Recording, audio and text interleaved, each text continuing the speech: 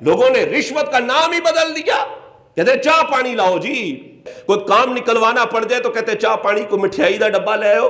اور رشوت کے لیے ضروری نہیں ہوتا کہ ہزاروں روپیہ ہوگا تو ہی رشوت ہوگی. یہ مٹھائی جو ہوتی ہے یا چاہ پانی جو ہوتا ہے یہ بھی رشوت ہے، یہ بھی رشوت ہے. رشوت کہتے کس کو ہے؟ اس کی مختلف تعریفات علماء نے بیان کی کہ رشوت کہتے کس کو ہے.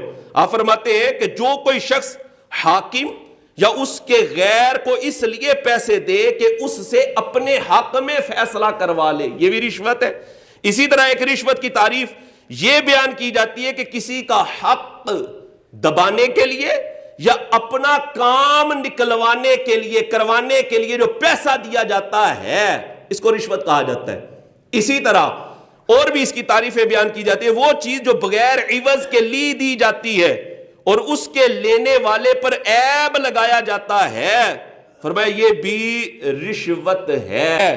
نبی کریم علیہ السلام کی احادیث کا اگر مطالعہ کرے تو سنن ابی داؤد کے اندر 3580 نمبر حدیث ہے. نبی کریم علیہ السلام نے رشوت دینے والے پر بھی اور رشوت لینے والے پر بھی حضور نے لعنت فرمائی ہے.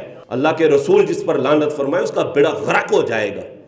ظاہری طور پر 500 ہزار روپیہ 5000 10,000 20,000 لاکھ روپیہ بھی لے لیا، کیا لعنت کا مستحق ہو گیا ہے؟